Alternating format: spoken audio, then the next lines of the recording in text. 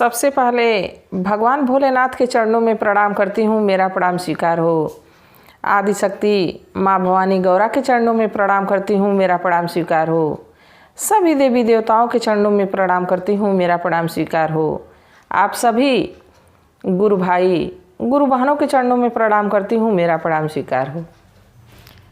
गुरु भाई गुरु बहनों, आप लोग हमारी वीडियो देखते हैं, इसके लिए बहुत बहुत धन्यवाद।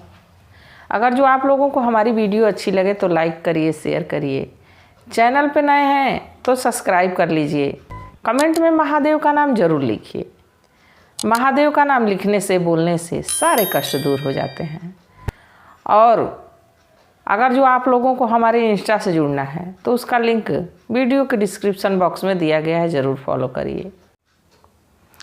और देखिए, कहानी के लास्ट में कुछ गुरु भाई गुरु बहन कमेंट किए हैं, मैं उनकी अर्जी महादेव के चरणों में लगाऊंगी।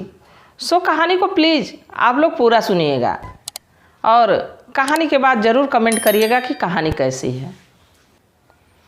आज जो मैं आप लोगों को कहानी सुनाऊंगी एक शिव शिष्या की है। कैसे वो महादेव की आराधना करते हुए भी दुख को झेलती है, परेशानियों को झेलती है। बाकी कितना हूँ परेशानी आए, कितना हूँ मुसीबत आए, भगवान साथ नहीं छोड़ते हैं और अंत में उनको आना ही पड़ता है मदद करने के लिए। तो कहानी को अंत तक देखिएगा और देखिए, भगवान पे जो अगर जो कोई भी भरोसा कर ले, विश्वास बना ले कि नहीं हमारा काम भले बिगड़ रहा है, कितना हूँ हम मुसीबत में हैं, परेशानी में हैं, तो महादेव एक ना एक दिन ज़रूर हमारी मदद करेंगे, ज़रूर हमारा साथ देंगे। तो वो ज़रूर साथ देते हैं। थोड़ा सुबह लिया जाए, थोड़ा शाम लिया जाए, थोड़ा सुबह लिया जाए, थोड़ा शाम लिया जाए, शिव गुरु जी का नाम थोड़ा थोड़ा लिया जाए, महादेव जी का नाम थोड़ा थोड़ा लिया जाए। अगर जो जब भी हम किसी काम से फुर्सत मिले, जब भी हम खाली समय में रहें, अगर जो थोड़े समय भगवान पे ध्यान दे दें, इधर उधर की बातों पे ध्यान न लगा के, तो हमारा जीवन सफल हो जाएगा। अब चलिए गुरु भाई गुरु बहनों, कहानी की तरफ चलते हैं। कहानी एक दुखियारी माँ की है। देखिए, गांव में एक किसान रहते थे। किसान तो बहुत ही गरीब थे, बाकी वो महादेव के शिष्य थे। उनकी पत्नी भी महादेव की शिष्या थी। समय बीतता रहा, उनको एक पुत्री हुई। महादेव की कृपा से उनको एक पुत्री हुई। बाकी किसान बड़े गरीब थे। धीरे धीरे समय चलता रहा। बाकी वो लोग महादेव की पूजा अर्चना को नहीं कभी छोड़ते थे। अब उनके इस संस्कार को देख के उनकी बिटिया जो थी, बिटिया भी उसी संस्कार में ढलने लगी। उसका नाम कमला पड़ा। कमला महादेव की पूजा पाठ करती, बड़ा मन लगा के, ध्यान लगा के उनका पूजा आराधना करती। धीरे धीरे समय बीतता रहा, कमला बड़ी होती गई। अब जब कमला विवाह योग्य हो गई तो उसके माता पिता वर खोजे और अपने सामर्थ्य के अनुसार उसका विवाह कर दिए। कमला विवाह होके ससुराल चली गई। ससुराल में पहुंची तो वो महादेव की शिष्या थी, तो नमः शिवाय का जाप तो किया करती थी। महादेव की पूजा अर्चना के बाद दया मांगती थी और नमः शिवाय का जाप वो रोज़ किया करती थी। अब वो नमः शिवाय के जाप को उसके घर वाले, उसके जेठ जेठानी, उसके सास ससुर, सभी लोग उसको कहने लगे कि ये लग रहा है कि डायन है, टोना टोटका करती है। ये जब देखो तो बुदबुदाती रहती है मन में कुछ, ये लग रहा है कि टोना टोटका करती है। तो समय बीतता रहा। समय के साथ उन लोग का तानाशाही और ज़्यादा बढ़ गया। कमला सारा काम घर का करती थी और महादेव को कभी भूलती नहीं थी। बाकी देखिए गुरु भाई गुरु बहनों, जिस घर में कोई पूजा पाठ नहीं करता है, अगर जो उस घर में एक पूजा करने वाला व्यक्ति, एक आस्था रखने वाला व्यक्ति चला जाए, तो जैसे लगता है कि कोई अजूबा आ गया हो। अब उन लोग को यही लग रहा था कि ये तो डायन है। अब एक दिन लोग सोचे कि इसको अलग कर दिया जाए और कमला के पति के साथ कमला को अलग घर दे दिया गया, अलग रहने के लिए बर्तन दे दिया गया कि अलग तुम लोग बनाओ खाओ और अलग रहो। तो भी कमला बड़ी प्रसन्न थी, ऐसा नहीं था कि वो दुखी थी कि हमको क्यों अलग लोग कर रहे हैं। वो कही कि कम से कम हमारा पति का साथ तो है, हमारा पति तो हमको कुछ नहीं कहता है। कमला अलग हो गई, अपने पति के साथ रहने लगी। समय चलता रहा। कुछ ही दिन के बाद कमला गर्भवती रह गई। अब जब उसका पति जाना तो वो भी बड़ा प्रसन्न हुआ, बड़ा खुश हुआ और दूनी मेहनत करके अब कमाने लगा कि हमारी पत्नी गर्भवती है। अब दोनों पति पत्नी महादेव की कृपा से बड़े अच्छे से बड़े ऐशो आराम से रहने लगे। समय बीतता रहा। 9 महीने बाद कमला को एक पुत्र पैदा हुआ। पुत्र बड़ा ही सुंदर था। अब दोनों पति पत्नी बड़ा प्रसन्न और मेहनत करते कि हमारा बेटा खूब सुखी जीवन जिए। कोई माता पिता गुरु भाई गुरु बहनों हम ही हैं अपने बच्चों के लिए, चाहे आप हैं अपने बच्चों के लिए कितना कष्ट उठाते हैं। हम लोग सोचते हैं कोई अच्छा भोजन बनाते तो हम लोग सोचते हैं कि पहले हमारे बच्चे खा लें, हमारी संतान खा लें, इसके बाद अगर जो बचेगा तो हम खाएंगे। हम अपना कपड़ा खरीदने से पहले बच्चों को सोचते हैं कि बच्चों को अच्छा कपड़ा खरीदें, अच्छे से अच्छे स्कूल में विद्यालय में उन लोग की शिक्षा दीक्षा ग्रहण करवाएं। यही हमारी सोच रहती है। वैसे ही कमला को और उसके पति को ये रहता था कि हम अपने बेटे को खूब अच्छे से अच्छे विद्यालय में पढ़ाएं, अच्छा अच्छा खाना खिलाएं, अच्छा कपड़ा पहनाएं। खूब मेहनत लोग करते थे और बच्चा भी धीरे धीरे बड़ा होने लगा। अब 8वीं तक पढ़ा, 10वीं तक पढ़ा। अब धीरे धीरे उसका ग्रेजुएशन हो गया। जब ग्रेजुएशन हो गया तो कमला और उसके पति कहे कि अब इसका विवाह कर देना चाहिए। अब उसका एक अच्छी लड़की देख के विवाह हो गया। अब विवाह के कुछ ही दिनों के बाद कमला के बेटे को नौकरी मिल गई। जब कमला के बेटे को नौकरी मिल गई तो सभी लोग, जितने गांव मोहल्ले के लोग थे, सब लोग यही कहते थे, अरे इनकी बहू तो बड़ी गुणवान है, बड़ी लक्षणवान है, आते ही आते उनके पुत्र को नौकरी मिल गई। कोई ये नहीं कहता था गुरु भाई गुरु बहनों कि माता पिता इसके बड़े कष्ट किए, बड़ी मेहनत किए, बड़ा कड़ा परिश्रम किए तो ये पढ़ लिख के और नौकरी मिला इसको। ये कोई नहीं कहता था। कितने दुख परेशानियां झेलने के बाद बच्चों को पढ़ाना इस ज़माने में आप लोग देख रहे हैं कि कितना फीस लग रही है, किस तरह बच्चों को गाइडेंस करना पड़ रहा है, नहीं तो बच्चे कुसंगति में पड़ जाते हैं। कितना मेहनत करने के बाद बच्चों को माता पिता पढ़ाते हैं। और ये बात कोई नहीं कह रहा था कि इसकी माँ बहुत मेहनत की, इसके पिताजी बहुत मेहनत किए। सारे लोग यही कहते थे कि अरे उनकी बहू तो बड़ी लक्षणदार है, आई है तो तुरंत देखो नौकरी मिल गई है। अब बहू को ये बात सुन सुन के अपने आप पे घमंड होने लगा कि हमारी कृपा से, हमारे भाग्य से हमारे पति को नौकरी मिली। अब वो भी ये नहीं सोचती थी कि हमारे सास ससुर कितना मेहनत किए होंगे तो हमारे पति को पाले होंगे, कितना कष्ट उठाए होंगे तो इनको अच्छी से अच्छी शिक्षा दिए होंगे और इनको अच्छा रहन सहन दिए होंगे। ये वो भी नहीं सोचती। वो भी यही सोचती कि ये मेरे भाग्य को वजह से नौकरी पाया है। अगर जो पढ़ा लिखा नहीं रहता तो क्या नौकरी मिलती? नहीं मिलती। बाकी कमला की बहू ये भी भूल गई थी, वो भी घमंड के मारे चूर रहती थी। अब कुछ ही दिनों के बाद कमला के पति का स्वर्गवास हो गया। कमला का पति चल बसा। कमला अकेली हो गई बेचारी। बाकी अब वो तो विधि का विधान है, जो जब उनको ले जाना है तब वो ले जाएंगे ही, ना हमारे रोकने से ना आपके रोकने से नहीं रुकेंगे। जैसे हम खेतों में फसल लगाते हैं, फसल जिस समय जिसकी सब्जियों का जब समय रहता है तो सब्जियां कट जाती हैं, और जब गेहूं धान का समय रहता है तो गेहूं धान पक के तैयार होता है और कट जाता है। वैसे ही भगवान की खेती है। भगवान खेती करते हैं और जब उनका विचार करता है, जैसे करता है वैसे काटते हैं। तो कमला के पति तो चले गए। अब जब कमला के पति चले गए, कमला अकेली हो गई और बहू और कमला घर पे रहने लगी। बेटा तो नौकरी के लिए चला जाता था, ज़्यादा दिन के बाद आता था। अब इधर बहू जो थी अपने सास को लगी सताने, क्योंकि उसके पति भी नहीं रहे। सास से सारा घर का काम करवाती, झाड़ू बर्तन पोछा सारा काम करवाती।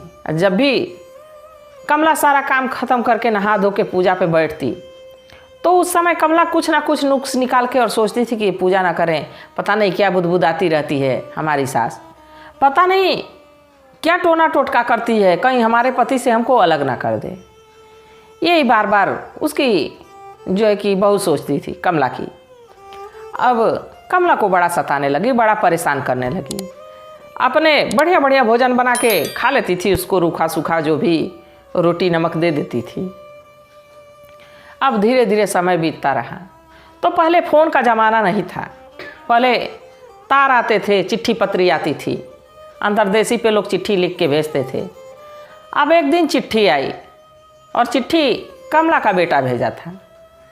तो उसकी बहू पढ़ी और देखी कि उसमें पति हमारे लिखे हैं कि हम आ रहा हूँ छुट्टी। तो जब जान गई कि इस दिन हमारे पति आ रहे हैं छुट्टी, तो क्या की कमला के साथ कितना छल की। गुरु भाई गुरु बहनों, देखिए हमारे बच्चे हमारे साथ कैसा व्यवहार करेंगे हम नहीं जानते हैं। बाकी कमला के साथ कमला की बहू क्या की, गुड़ और भांग मिला के शरबत बना दी और वो शरबत कमला को पिला दी। कमला से कही कि माँ जी बहुत स्वादिष्ट शरबत बनाई हूँ, एक गिलास पी लीजिए। कमला, अब भाई बहू थी, बहू इतने प्यार से ला के दी और बढ़िया से कही तो कमला तुरंत पी ली। अब जैसे शरबत पी, कुछ ही देर के बाद 10-15-20 मिनट के बाद उसको नशा के मारे नींद आ गई। और जब नींद आ गई तो कमला सो गई। अब बहुत खींच खाच के उसको चारपाई पे ले जाके सुला के और कंबल ओढ़ा दी। अब शाम को बेटा जैसे ही छुट्टी से घर आया तो कमला से तो मिला, बाकी माँ को खोजने लगा कि कहाँ माँ है, अरे भाग्यवान माँ कहाँ है। तो कमला की बहू कही कि आपकी माँ का क्या भरोसा है, दिन भर इधर उधर मटर गश्ती करती रहती हैं, घूमती रहती हैं, कोई काम काज नहीं करती हैं, और तो और आए दिन हमको परेशान करती हैं, इतना गंदगी फैला देती हैं, इतना दुर्गंध फैला देती हैं कि मेरा तो जीवन नर्क से भी बदतर हो गया है। कहीं घूम घाम के आके सोई हैं। तो बेटा कहा कि ऐसा हमारी माँ क्यों करती है, अच्छा रुको मैं माँ से जब जगती है तो पूछूंगा। अब उस दिन तो शाम को कमला के बेटे और बहू भोजन किए और खूब बढ़िया से अपना सोए। सुबह जैसे हुई, रात को ही कमला की बहू क्या की थी कि जो सरसों में से तेल निकाले के बाद उसकी खली जो निकलती है, उस खली को पानी में भिंगा दी थी और जैसे ही भोर होने वाली थी कमला के बिस्तर पे ले जाके डाल दी। और जब बिस्तर पे डाल दी, जब सुबह हुई तो बहू बेटा भी उठे और कमला भी उठी। तो बहू अपने पति को ले जाके दिखाती है कमला के बेटे को कि देखो चलो, आज भी फिर माँ जी पूरा बिस्तर गंदा कर दी हैं और पूरा दुर्गंध कमरे में फैला दी हैं। अब उसको हमको साफ़ सफाई करने में पूरा दिन चला जाएगा, हमारी तो दुर्दशा हो गई है। अब तो मैं चाहती हूँ कि हे भगवान हमको उठा क्यों नहीं लेते। अब जब ये बात लड़का देखा कि सही में बिस्तर पे पूरा लाइटिंग पड़ा है और वो तो सरसों की खली थी गुरु भाई गुरु बहनों, बाकी अब वो कुछ और समझ लिया और अपने माँ को ही उल्टा डांटने लगा। माँ तुम ये बताओ, चल फिर सकती हो, दिन भर घूमती रहती हो गांव में, और तुम शौच के लिए क्यों बाहर नहीं जाती हो, क्यों बिस्तर पे कर देती हो, क्यों हमारी पत्नी को परेशान कर दी हो। ये बेचारी सारा काम भी करती है और तुम्हारा साफ सफाई भी करती है, तुम इसको क्यों परेशान कर दी हो। पर कमला रोने लगी, कुछ नहीं कही कि मैं क्या कहूँ बेटे से, मैं क्या इसको समझाऊँ, मैं इतना कड़ी मेहनत करके इसको पाली और ये हमको समझ नहीं पा रहा है। कमला चुपचाप रोई और कुछ नहीं कही। अब बेटा डांट के दूसरे तरफ चला गया, फिर साफ सफाई हो गई घर की। अब ऐसे ही आए दिन उसकी बहू उसके साथ कर दिया करती थी, जब भी मौका मिलता तो धीरे से ऐसा कार्य कर देती थी और ना कमला जान पाती थी ना उसका बेटा जान पाता था। समय बीतता रहा। एक दिन कही कमला की बहू अपने पति से कि ऐसा है माँ जी को ले चलो, और जो पास वाला जंगल है उसमें बड़ा घना जंगल है, उसमें जंगली जानवर रहते हैं, माँ जी को उधर ही छोड़ दिया जाएगा और माँ जी उसी जंगल में शेर सियार खा जाएंगे और हमको इस दुख से निजात मिल जाएगी, उस दुख से परेशानी से मैं निकल जाऊंगी। तो देखिए गुरु भाई गुरु बहनों, अगर जो बहू के समझ में नहीं आ रहा है तो बेटा तो हमारा खून है, उसको समझ में आना चाहिए कि हमारी माँ क्या सोच रही है, हमारी माँ पे क्या तकलीफ़ है, उसको जानने की ज़रूरत है, जानना चाहिए। ये नहीं कह रही हूँ कि पत्नी को छोड़ दे, पत्नी को भी समझाए और माँ को भी समझे, यही बेटे की जिम्मेदारी होती है। और बेटा दो चक्कियों में अक्सर पीसते हैं, पत्नी की सुने या माँ की सुने, पर दोनों कुछ सुनना चाहिए। ऐसा नहीं है कि पत्नी को छोड़ दो और माँ को छोड़ दो, ऐसा कुछ नहीं है। दोनों को लेके चलो और दोनों को समझा के रखो, दोनों को समझो तुम। अब बेटा भी पत्नी की बात में आ गया, कहा ठीक है भाग्यवान, तुम ठीक कह रही हो, मैं तो ड्यूटी चला जाऊंगा, तुमको माँ परेशान कर देगी। अच्छा, अब जैसे सुबह हुई, माँ से कहा कि माँ चला जाए, मैं तुमको और अपनी पत्नी को लेके चल रहा हूँ अपने नौकरी पे, चलो कुछ दिन वहाँ रह के आना।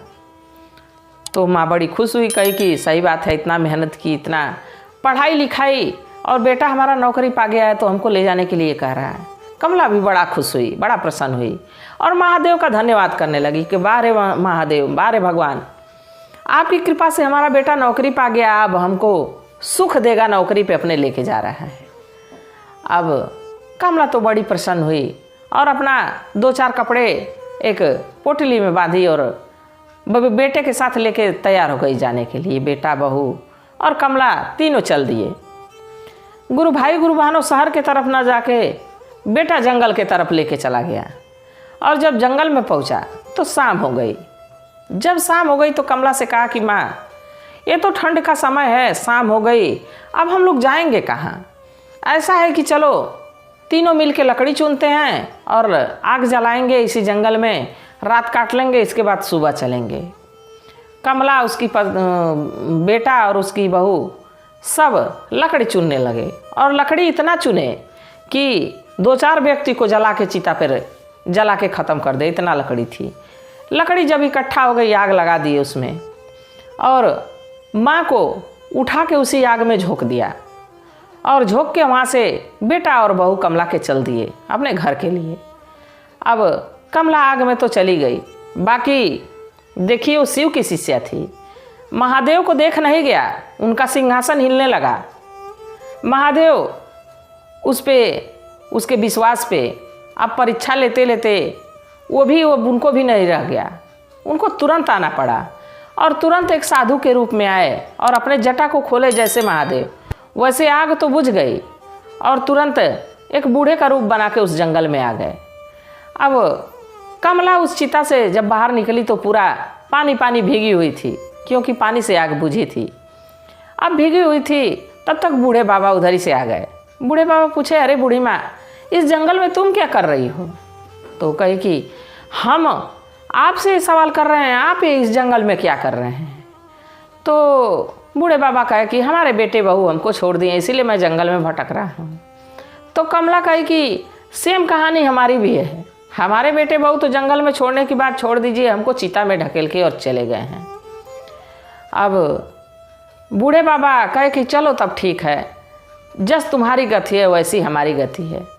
इस जंगल में एक मंदिर है, चलो उसी मंदिर पे देखा जाए, कुछ फल फूल चढ़ा होगा तो कुछ भोजन पानी कर लिया जाएगा और हो सके वहाँ माता रानी की चूनर होगी, कोई कपड़ा होगा तो तुम कपड़ा भी बदल लेना बूढ़ी माँ। अब दोनों लोग, महादेव और कमला, उस मंदिर के तरफ चल दिए। मंदिर में गए तो महादेव का मंदिर था, शिवलिंग था और वहाँ एक माता रानी की भी प्रतिमा रखी थी। अब जो भी वहाँ श्रद्धालु आते थे, माता रानी को कोई चुनर चढ़ाता था, कोई साड़ी चढ़ाता था, कुछ कपड़े वहाँ पड़े थे। अब कमला गई और उसी में से एक साड़ी उठाई और अपने लपेट ली। इसके बाद उस शिवलिंग पे कुछ चढ़ा था, फूल फल। तो बूढ़े बाबा जो महादेव थे, बूढ़े के रूप में थे, वो गए वहाँ से फल उठा के लेके आए और कमला से कहे कि लो तुम भी खा लो और मैं भी खा लेता हूँ। दोनों लोग बैठ के उसी मंदिर के परिसर में उस फल को खाए। जब भूख शांत हुई तो कमला कही कि अब क्या होगा, अब मैं कहाँ जाऊँ, कहाँ ठिकाना लगेगा? महादेव हमारे पे इतनी भी दया नहीं कर रहे हैं, इतनी भी कृपा नहीं कर रहे हैं, हम तो बचपन से जब से होश संभाली हमारे माता पिता और हम महादेव के शिष्य थे। महादेव हमारी पुकार को नहीं सुने और हमारा साथ नहीं दिए। हम इतना कष्ट करके अपने बेटे को पढ़ाए लिखाए पाले पोसे। हम और हमारे पति कितना मेहनत किए, तो इसको पाल पोस के हम लोग बड़ा किए, पढ़ाए लिखाए, नौकरी मिल गई, और ये हमारे पे विश्वास ही भरोसा नहीं करता है। ऐसा हमारा पुत्र है, कभी हमको समझने की कोशिश नहीं किया और लाके हमको आग में झोंक के चला गया है। तो वो बूढ़े बाबा जो थे महादेव जो थे बूढ़े बाबा के रूप में थे। तो कहे कि ऐसा है कि मंदिर में देखो एक झोला पड़ा है बूढ़ी माँ, उसमें देखो क्या है। तो जब वो बूढ़ी माँ झोला लेके देखी तो देखी कि उसमें पूरा गहना पड़ा है। तो बूढ़े बाबा कहे कि ऐसा है बूढ़ी माँ कि इस गहने का इस मंदिर में क्या होगा, इस गहने को तुम ही पहन लो। तो बूढ़ी माँ कही कि नहीं नहीं, ऐसा गलत काम मैं नहीं कर सकती, चोरी नहीं कर सकती हूँ। तो बूढ़े बाबा कहे कि इसमें चोरी जैसी कोई बात नहीं है, मंदिर का दरवाज़ा खुला है, चोरी होना रहता तो कब का चोरी हो गया रहता।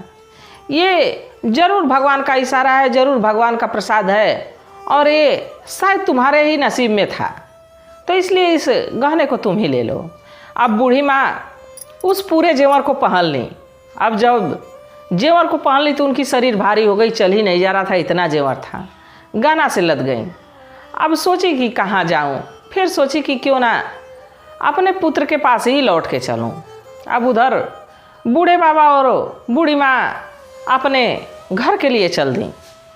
अब इधर जब बेटा चिता में अपनी माँ को झोंक के आ गया था, बहू तो ठीक ठाक थी, बहू को कोई फर्क नहीं पड़ रहा था कि हमारी सासू माँ चिता में जल गई होंगी। बाकी बेटा को ये लग रहा था कि हमारी माँ हमको पाल पोस के बड़ा की, कितना कष्ट सही होगी, कितना दुख सही होगी, तो हमको पाली पोसी। और वारे मेरा कलेजा, मैं माँ को ले गया हूँ और चिता पे फेंक दिया हूँ, अब माँ हमारी जल गई होगी, कितना उसको दर्द हुआ होगा, अब तो उसकी राख भी नहीं बची होगी। अब बेटा यही सोच सोच के रो रहा था। तभी बहू आई। बहू कही कि ये बताओ कि अब बिलाप क्यों कर रहे हो, क्यों रो रहे हो। तो कहा कि तुम्हारे कहने से, तुम्हारी बातों में आके मैं अपने माँ को चिता पे फेंकाया हूँ, जो कि ऐसा करना नहीं चाहिए था। तो पत्नी कही कि अब चुप हो जाओ, आइंदा अगर जो ये बात दोहराए कि हमारे कहने से माँ को चिता पे झोंक दिए, तो मैं अभी पुलिस को फ़ोन करूँगी, पुलिस आएगी, 4 डंडे लगाएगी और ले जाके हवालात में तुमको डाल देगी। तो बेचारा उसके सामने चुप हो गया कि सही बात है, जब हमारी माँ को ये चिता पे फेंकवा सकती है तो हमको जेल में भिजवा भी सकती है। बेटा चुप हो गया, बाकी छुप छुप के रो रहा था अपने माँ के लिए। देखिए, जब भी अगर जो दिल से हम माता पिता को अपने याद कर लें तो दिल भर आता है, कलेजा भर आता है। और वो तो अपने आँखों के सामने माँ को चिता पे फेंक के आया था, तो उसके दिल पे चोट लगी थी, वो रो रहा था, उस अंदर ही अंदर उसको अपना पश्चाताप चल रहा था। अब बूढ़े बाबा जो महादेव थे वो तो देख ही रहे थे कि उसके बेटे पे भी ये बीत रहा है। बाकी महादेव उसको एक छोटी सी गलती मान के, क्योंकि वो शिव शिष्या का पुत्र था, उसकी छोटी सी गलती मान के और बूढ़ी माँ को उनके घर लेके चले गए। कहे कि बूढ़ी माँ चलिए, अब आपका घर नज़दीक आ गया है, आप चले जाइए। जब बूढ़ी माँ घर पहुँची एकदम जेवर में लदी हुई, तो बेटा जब देखा अपनी माँ को तो दौड़ के गले से लिपट गया। ये नहीं सोचा कि हम माँ को तो चिता में झोंक आए थे, माँ तो हमारी भूत बन गई होगी। बाकी दौड़ के बेटा गले से लिपट गया और रोने लगा फूट फूट के कि माँ, तुमको मैं आग में झोंक दिया था माँ, और तुम जीवित हो। तो माँ कही कि हाँ पुत्र, मैं जीवित हूँ, आग तो बुझ गई थी, पानी पड़ा और आग बुझ गई और मैं जीवित थी।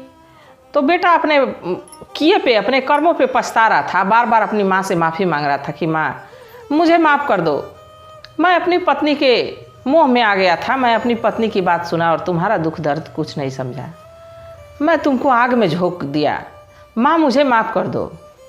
तो माँ तो ममतामयी होती हैं, करुणामयी होती हैं, उनके कलेजे के अंदर सागर जितना विशाल प्यार अपने बच्चों के लिए रहता है। अब माँ कहीं कि नहीं पुत्र, इसमें तुम्हारी कोई गलती नहीं है, समय का चक्र था सो मेरे पे चल गया। चलो भगवान की कृपा से, महादेव की कृपा से मैं भी ठीक हूँ, तुम लोग भी ठीक हो, चलो जाने दो, जो हुआ सो उसको छोड़ो, अब से हम लोग अच्छी ज़िंदगी जिएंगे। तभी उनकी बहू आई और बहू देखी कि माँ जी बिल्कुल सोने में लदी हुई हैं, तो उसकी नज़र तो सोने पे गई। फिर भी अब वो तो देखी कि माँ जीवित है। अब उसको भी शर्म आ रही थी कि माँ जी हमारी जीवित हैं, अगर जो किसी से कहेंगे कि बहू हमारी आग में झुकवा दी तो कोई क्या कहेगा। और अगर जो मैं माँ के सामने झुक जाती हूँ, सासू माँ के सामने झुक जाती हूँ, तो इतना जेवर लेके आई हैं, इतना गहना लेके आई हैं, सब हमको मिल जाएगा। उसके मन में भी चल रहा था और दौड़ के गई, माँ जी के चरणों में पड़ गई। माँ जी मुझे माफ़ कर दीजिए। पर बेटा जोर से डांटा है कि तुम हमारी माँ से माफ़ी मांगने लायक नहीं हो, तुम हमारी माँ से माफ़ी मत मांगो, तुम इतना गलत काम की हो, इतना माँ पे दुराचार की, इतना उसके साथ तुम गलत व्यवहार की, और तो और माँ को हमारी चिता में झुकवा दी, तुम माफ़ी मांगने के काबिल नहीं हो। तो माँ तो करुणा की सागर है, सोची कि हमारे पुत्र का घर टूट जाएगा। तो माँ कही कि नहीं पुत्र, इसकी मति मारी गई थी। बिटिया अगर जो माफ़ी मांगना ही है तो महादेव से मांगो, शिव गुरु से मांगो, वो उनकी शरण में जाओ, ज़रूर तुम्हारी गलती को क्षमा कर देंगे। और मैं भी तुमको क्षमा की। तो देखिए गुरु भाई गुरु बहनों, कमला बहन और उनकी बहू और उनके बेटे, फिर बेटा अपनी पत्नी को अपने माँ को लेके चला गया नौकरी पे।